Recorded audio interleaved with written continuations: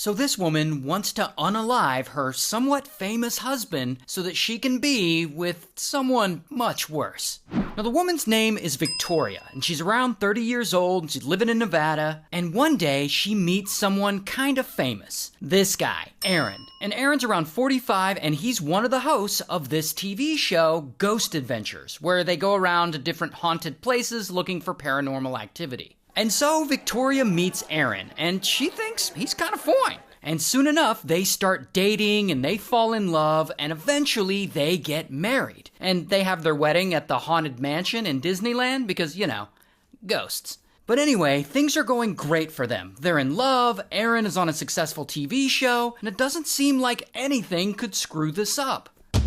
Until a few years go by, and for some reason, though they haven't been married that long, Victoria starts feeling lonely. Maybe it's because Aaron's off filming his show all the time, or maybe it's because she's jealous of the attention he gets and she doesn't. I mean, I'm speculating here. We don't really know why she's lonely. But Victoria starts becoming unhappy. The thing is, it seems like Aaron doesn't really know that she's feeling this way. I mean, maybe she's just not communicating this with him. But one day in 2024, everything changes because she's watching this true crime docuseries. A docuseries about this guy, Grant. Grant is 35 and he's actually in prison right now. Why is Grant in prison? Well, if you remember, about a month back, we actually covered Grant's story. And if you don't remember him, let me remind you of what he did.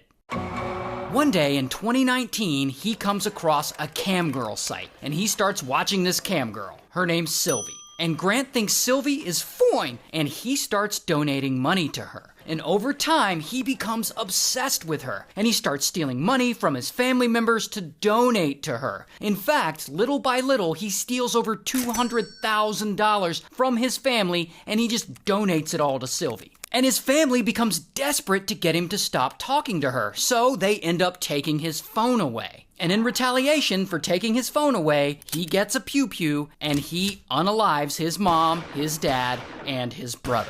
So for that, he gets convicted and he gets life in prison, which he is currently serving. Here's the crazy thing though. Prison hasn't actually stopped Grant from being obsessed with women. I mean, he's kind of well known now. Like, his story is famous. He's had a whole ass docuseries made on him. And because of that, I guess women around the country have been writing to him while he's in prison. Like, oh my God, you're so fine. As if he didn't just get convicted of murdering his whole family because he couldn't have this cam girl. No, these women want him. Like, sometimes he'll have phone contact with them and he'll respond all creepy like, "Hi, my precious little kitty. I want so many more pictures and videos, and this is just amazing that I get to see you like this. Those beautiful little that I just want to fucking bite on." Buh. So yeah, I guess in prison, he got game?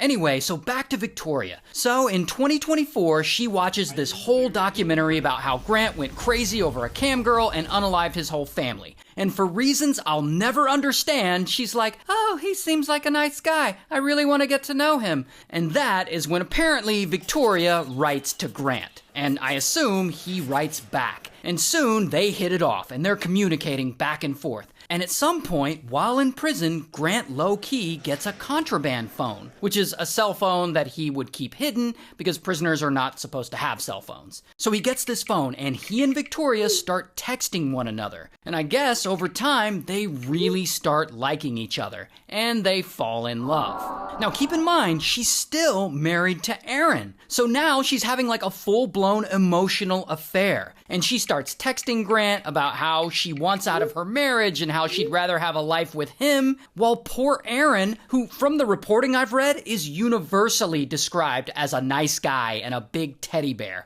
This guy has no idea any of this is going on. He apparently believes nothing is wrong with his marriage to Victoria and that everything is going great, because while Victoria is around Aaron, she's pretending that it is. Now, this is where things get really messed up. So Victoria and Grant are texting back and forth all the time, and they allegedly come up with a plan to get rid of Aaron for good. They decide to hire a hitman to take Aaron out. And so Grant is apparently all excited and he gets right to work on this plan. And he uses his contraband phone to contact someone he knows on the outside. I guess he just texts this guy and he's like, "Hey, wanna murder someone?" And this person is like, "All right." And through text, Victoria agrees to pay this hitman $11,515, which is a very specific amount. But anyway, boom, they have officially set this plan in motion.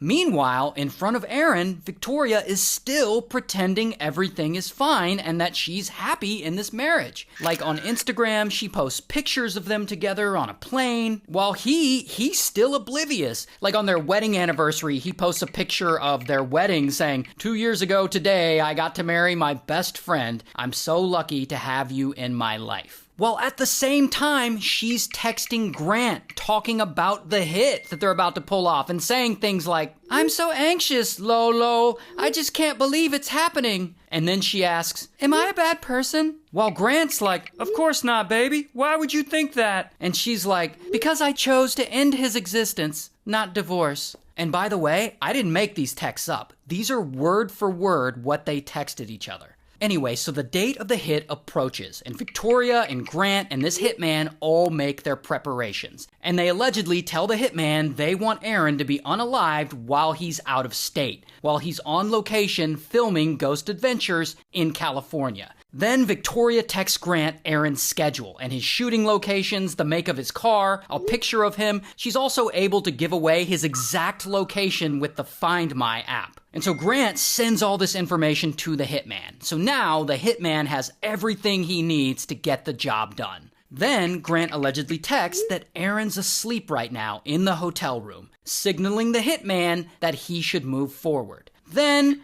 Grant waits, and he waits, and he waits. And he's not sure if Hitman did the job or not. So he texts him, "Can I get an update? Was it done?"